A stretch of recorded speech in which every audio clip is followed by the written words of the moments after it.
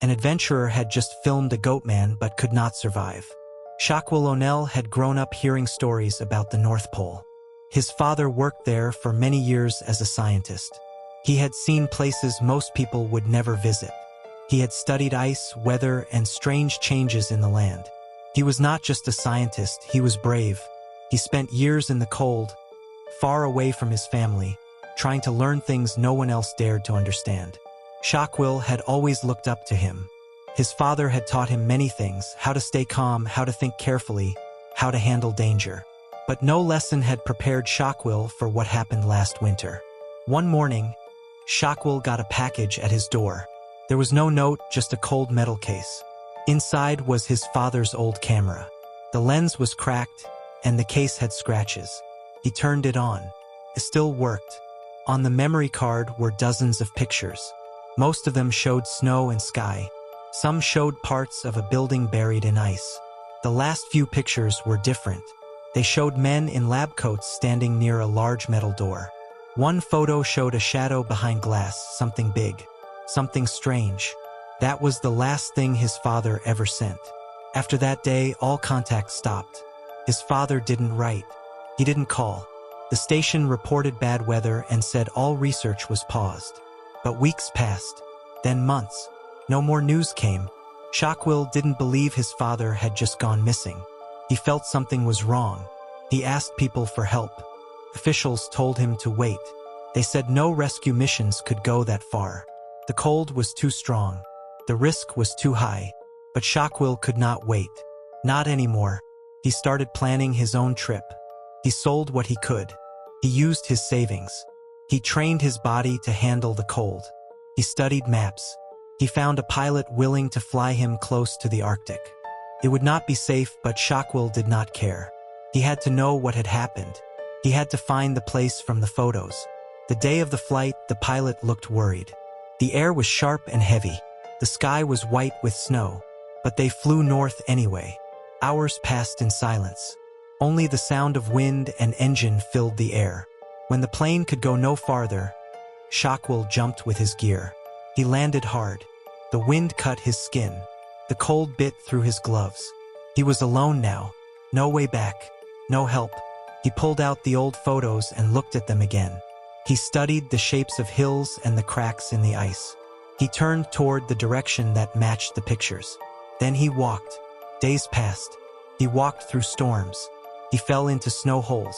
He crossed frozen rivers. At night, he built small fires and slept with his back to the wind. He kept moving, step by step, picture by picture. Each day, the sky seemed heavier. The silence grew deeper. There were no animals, no birds, not even tracks, just snow and rock and ice. On the fifth day, he found something strange.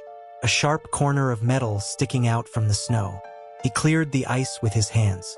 A shape began to form. A wall. A door. It matched the building in the photos. His heart beat fast. He stood in front of it. His breath made clouds in the freezing air. This was the place his father had found. This was the place from the last photo. Shockwell stood there, silent, with snow blowing around him. He was tired. His legs ached. His hands were numb. But he was close now. He had come all this way, not for science, not for glory, but for the truth. He had to know why his father had disappeared. He had to know what this place really was. He took a deep breath and walked toward the door. Shockwell stood before the door. It was large, metal, and covered in ice. Snow had built up around the frame, and only the top part of it was visible. He brushed off more snow and ice until he could see part of a symbol. It looked like a government seal. Faded letters curved around it, but most were unreadable. The place looked dead. No lights, no sound, no footprints. Nothing moved in the wind. Shockwell felt the cold pressing against his body, but he was used to it now. He had walked for days. He had faced storms, hunger, and pain. But now he had found it. The secret building from the photos. The place his father had tried to show him. He walked around the outside. Thick metal walls rose from the ice like a hidden bunker. A broken camera hung near a corner. The lens was cracked. Shockwell saw more signs of damage. A metal pole bent backward. A storage crate split open and half buried. Snow had filled every gap. He found no signs of life, no vehicles, no guards, not even animals. It was too quiet. He found another door on the far side. This one was slightly open. It looked like it had been forced. The edge of it was bent, like something had pushed through from the inside. Ice had grown along the crack, but he managed to pull it open enough to slip through. Inside, it was dark. The air was cold and dry. Ice had crept along the floor and up the walls. Shockwell turned on his flashlight. The beam cut through the dark and showed a long hallway. The walls were made of steel. Pipes ran along the ceiling. Some had burst. Frozen water hung in long, clear strands like sharp teeth. He walked slowly. Each step echoed. The air felt thick. He passed a broken cart and a few crates. Papers were scattered across the floor, stuck under ice. The deeper he went, the colder it felt. Then he saw the first body. It was lying against the wall. The man was frozen solid. His face was twisted. His eyes were wide open. His arms were raised as if he had been trying to block something. Frost covered his skin. His coat was torn. One boot was missing. Shockwell stood still. The man had died in panic. Not from the cold, but from something else. He moved on. The hallway opened into a larger room. It looked like a staff area. Tables and chairs were frozen in place. A tray with half-eaten food sat on a table, covered in ice. A coffee cup lay on the floor. The liquid inside was frozen solid. There were more bodies here. 3 of them. 2 near the back wall, 1 on the floor near the exit. All of them were frozen stiff, caught mid-motion. One woman had fallen while trying to run. Her hand still reached toward the door. Shockwell felt his chest tighten. Something terrible had happened here. These people hadn't died from the cold alone. They had been caught in a moment of terror. Their faces told him that. He passed through another hallway. It looked like an office area. Glass doors lined the sides. Inside, desks were covered with frost and broken files. A few computer screens were cracked. One desk chair had fallen over. On another, a chair faced the wall, empty. He kept going. Each room looked the same, abandoned and frozen, like everyone had tried to run at the same time but hadn't made it. Some had dropped their tools. Some had left food, coats, or notebooks behind. It was as if they had no time to prepare, no time to escape. Shockwell tried to stay calm. He had seen bad things before, but this was different. This wasn't a storm or an accident. This was sudden, violent, fast. He checked every corner, every hallway. No survivors, no movement, just silence. The deeper he went, the more the walls cracked with frost. Some lights still blinked faintly. Others were broken. His flashlight picked up more ice, more shattered doors, more bodies. Each one told a story without words. Shockwell began to understand that this was not just an empty base. It was a graveyard. He didn't know what had caused this, but whatever it was, it had hit fast and without mercy. The people here didn't even get to fight back. They had frozen in fear as much as in ice. He stopped in front of another hallway. The door was half open. The floor beyond it was covered in a thicker layer of ice. Cold air rushed through the crack. Shockwell stepped into the deeper part of the building. The air grew colder. The light from his flashlight stretched across the frozen floor. His steps were slow. Each one echoed off the walls. The silence was sharp, broken only by the soft sound of his boots pressing down on ice. The hallway ahead was long and narrow. Pipes lined the walls and ceiling. Most were covered in frost. Some had burst open, frozen water spilling out like sharp glass. Loose wires hung down in places. Some swung slowly, moved by the breeze slipping through cracks in the walls. He passed more rooms. Some had windows in the doors. He looked inside them as he walked. Each one showed the same thing: desks, chairs, and broken machines. Many rooms had fallen into ruin. Snow had pushed in from broken walls. Ice had crawled across the floor like vines. It was clear no one had been here for a long time. He walked past a lab room. A shelf had collapsed inside.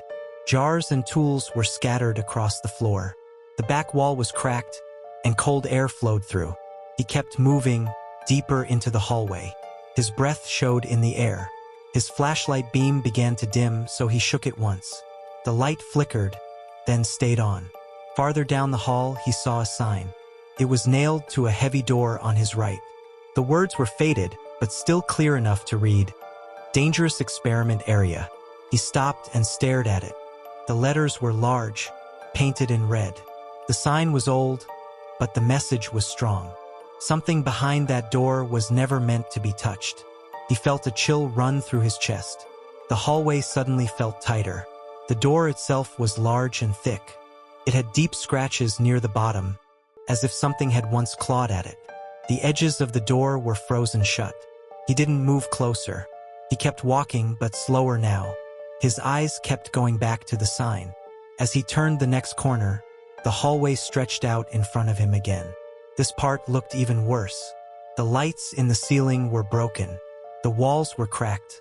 The floor had deep marks, like something heavy had been dragged across it. Shockwell stepped over broken glass and fallen pipes. Then he froze. A sound came from behind him.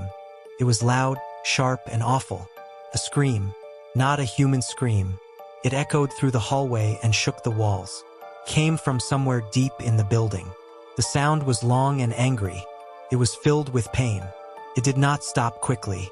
It rose and fell, bouncing off the walls, growing louder, then fading away. Shockwell stood still. He could not move. His hands began to shake. His flashlight slipped in his grip. The scream had come from near the area marked by the red sign. Then silence returned. But it did not last. Something heavy moved in the hallway. He could not see it yet, but he could hear the steps. Slow, strong, steady. Each step echoed. The sound grew closer. He turned around and lifted his flashlight. That's when he saw it. It stood at the far end of the hallway, half in shadow. It was tall, broad, and covered in dark fur.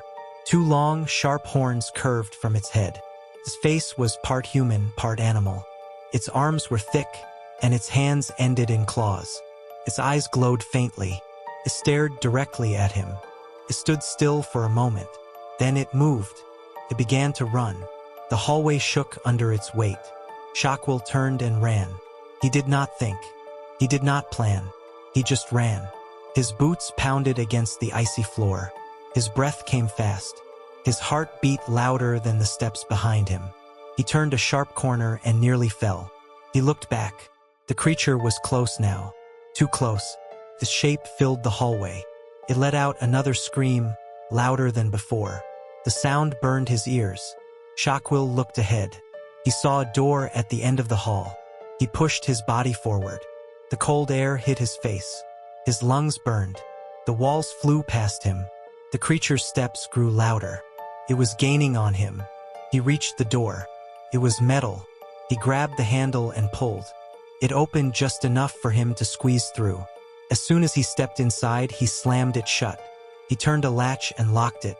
The sound of the lock clicking into place gave him a small feeling of safety. He leaned against the door, gasping for breath. The room was dark and cold. The air smelled like dust and metal. He lifted his flashlight and looked around. He was in a control room. Old machines lined the walls. Thick wires hung from the ceiling. A few blinking lights still worked, but most of the machines were dead. The floor was covered in papers.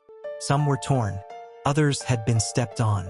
Everything was covered in a thin layer of frost. A broken chair lay in the corner. A cracked monitor sat on a desk. Some buttons on the control panels still glowed faintly. The place looked like it had been left in a hurry. Shockwell stepped forward and shined his light across the room. He saw control boards, warning lights, and storage lockers. One side of the room had tall metal cabinets. Some were open. Folders stuck out from the shelves. Ice had formed on the edges of the cabinets. As he moved closer to the center of the room, he noticed something strange. There was movement in the corner. He quickly turned his flashlight in that direction. A figure stood slowly. It was a person, thin, shaking, and covered in a torn lab coat. The woman's face was pale. Her hair was messy. Her eyes were tired and sunken. She looked weak and cold.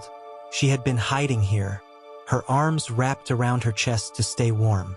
Her body trembled. Around her neck hung an ID badge. It was old and partly torn. Most of the name was unreadable, but one word stood out clearly: research. Shockwell stepped back. He didn't know who she was, but it was clear she had been here for a long time. She looked like she had not eaten or slept in days. Her fingers were red from the cold. Her legs shook as she tried to stand straight. The room had no heat, but it was safer than the hallways. The walls were thick.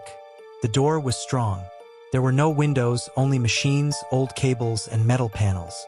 This was a place meant to run the facility, not to live in. But for now, it was shelter. The woman pointed toward a set of drawers near the back of the room. They were half open. Papers and folders were stacked on top. The label on one folder was clear: Project Goatman. Shockwell looked at it but didn't open it yet. He focused on making sure the door was fully locked.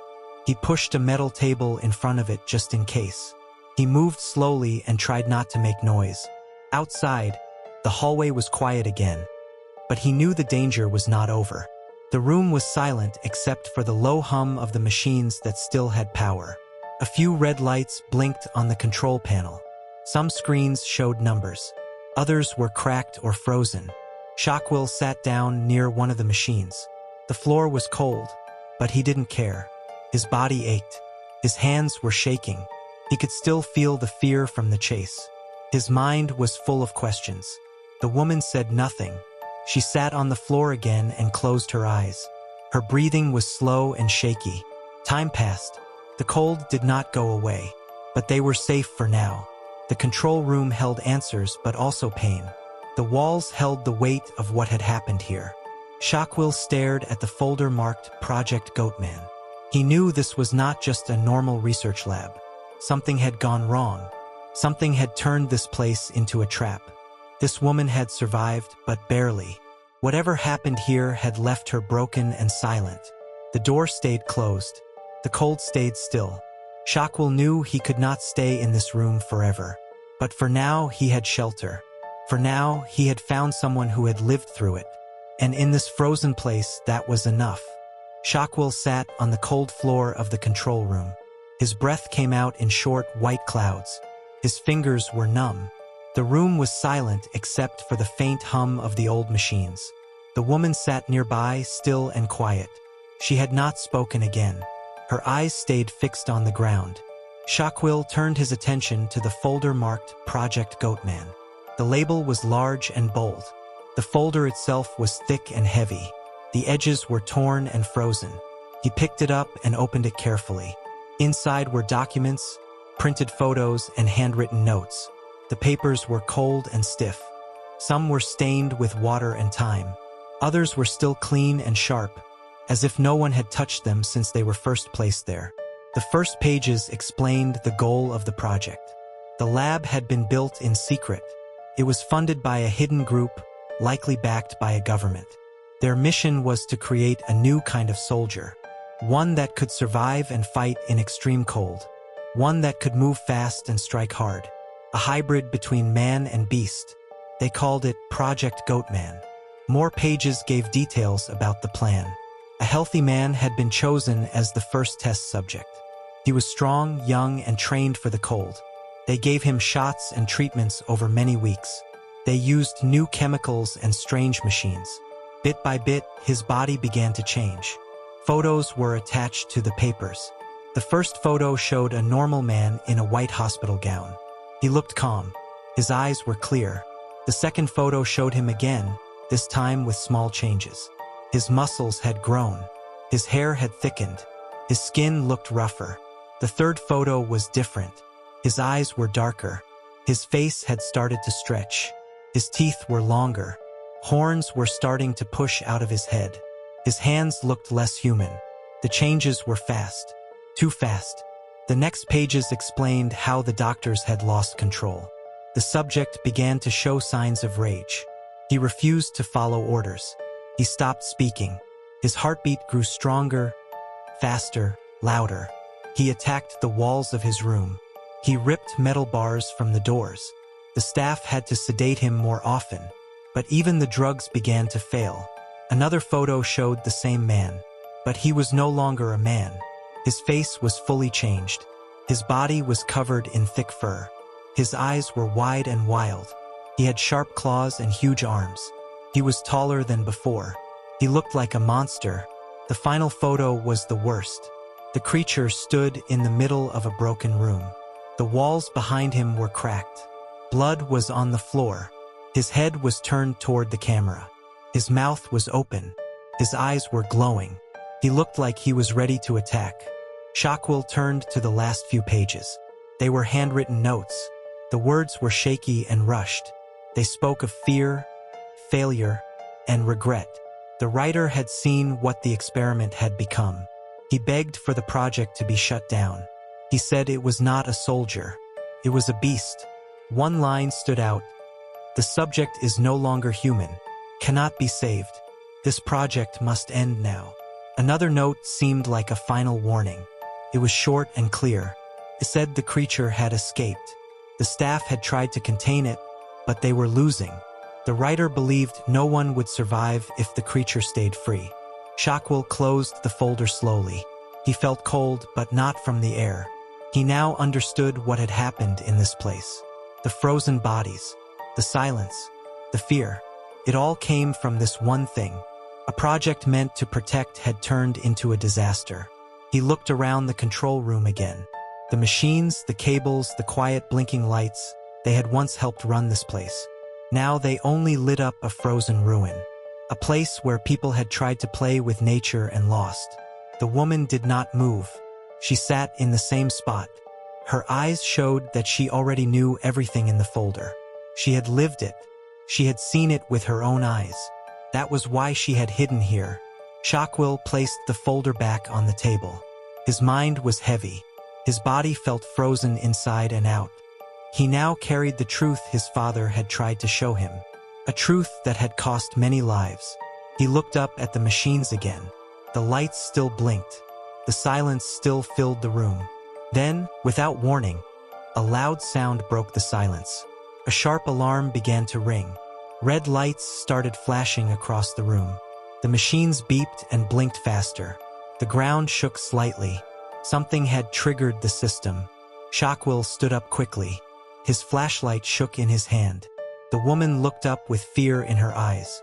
She did not speak, but her face said everything. The sound meant one thing: danger was close. Very close. The door to the control room began to rattle. Metal banged against metal.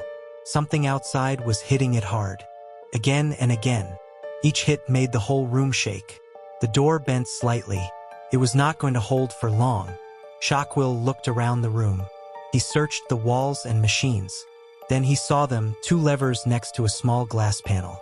One was marked in bold letters, "Facility Purge, Emergency Use Only." The other said, "Open Exit Hatch." The first option was clear. It would release freezing gas into the room. It would lock down the entire lab and cover everything in thick ice. It was the last step, used only if the danger could not be stopped. The second lever would open a hatch leading outside. Possible escape path. But outside was still the Arctic. The cold was worse out there, and the Goatman might still follow. The door shook again. Another loud bang followed. Shockwell looked at the woman. She had pulled herself into the corner of the room. She covered her head with her arms. She was too weak to run, too cold to fight. The alarms kept ringing. The red lights spun in circles. The control panel showed warnings. Words flashed in bright letters. Containment breach. Threat inside facility. Immediate action required. Shaquille's mind raced.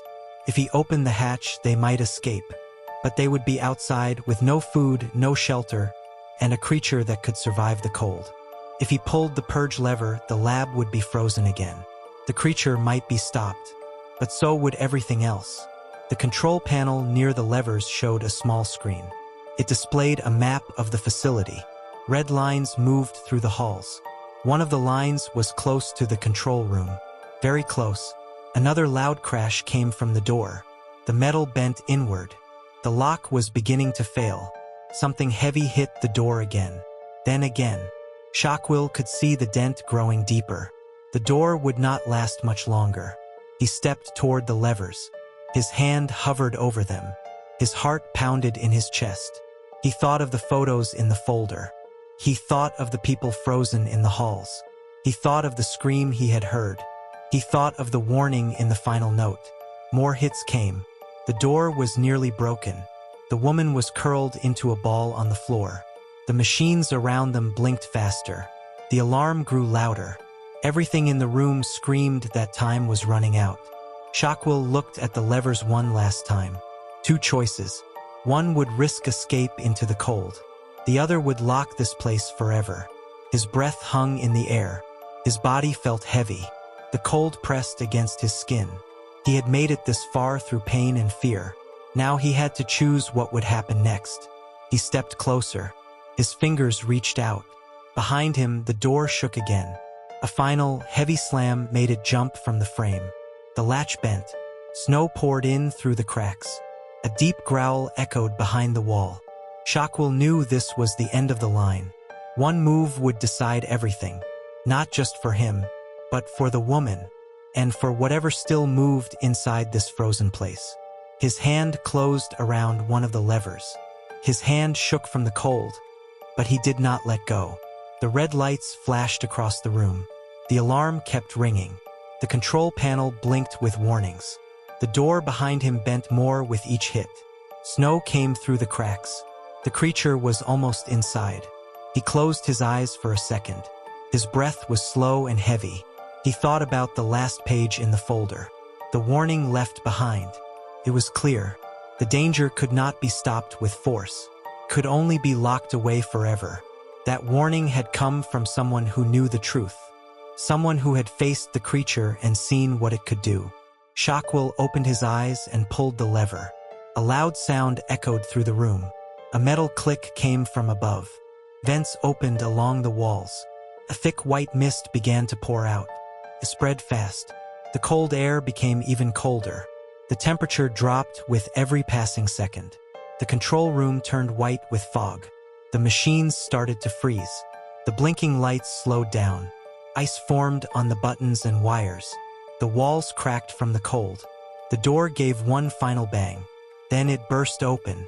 The creature stepped inside. It was tall and wide. Its horns scraped the ceiling. Its breath came out in strong clouds. Its eyes burned with rage. It looked around the room and saw Shockwell. It let out a roar that shook the walls. But the freezing mist reached the creature first. It hit its face, arms, and chest. The fur began to turn stiff. The skin cracked. The creature stopped for a second, confused. It tried to step forward again, but its legs slowed. The mist wrapped around its body like a thick coat of snow. The horns turned white. Its claws froze mid-move. Shockwell stood still, not moving. The lever was locked in place. Ice was forming on his coat, his gloves, his face. He looked at the creature one last time. It was frozen where it stood. Its arms were raised. Its mouth was open in a silent scream. The mist filled every corner of the room. The woman in the corner was barely visible now. She curled up tighter, covered in frost. Her breath was weak. The freezing air touched everything. It crawled up the walls, across the ceiling, and over the machines. Shockwell felt the cold enter his chest. His fingers were stiff. His knees shook, but he stayed where he was. He had made his choice. He did not run. He did not cry. He simply stood beside the lever. The room was now like a cave of ice. Nothing moved. The lights had stopped blinking. The screens were dark. The cables were frozen solid. Snow covered the floor. The sound of the alarm faded into silence. A camera in the corner of the room still worked. Its red light blinked slowly. It had recorded everything. The chase, the panic, the sacrifice. Now it showed a frozen room, still and cold. Shockwell stood in the center. His face was calm. His eyes were open. Ice covered his clothes and hair. His last breath hung in the air, now frozen in place. The creature stood just steps away from him, frozen in time. The mist had stopped flowing. The vents were sealed shut. The purge was complete. The danger was over. But the cost was high. The room was silent. No voices, No movement, just still shapes locked in frost. Outside the control room, the hallways were dark. The other rooms were quiet. The snow outside the base fell slowly. The wind blew over the roof, covering the top with a new layer of white. No one walked near the entrance. No lights blinked above the ice. Inside, the camera kept blinking. Its lens was now covered in frost. The screen showed a frozen image of a man who had come for answers and stayed to stop the nightmare. Then, slowly, the screen went black, and all was silent.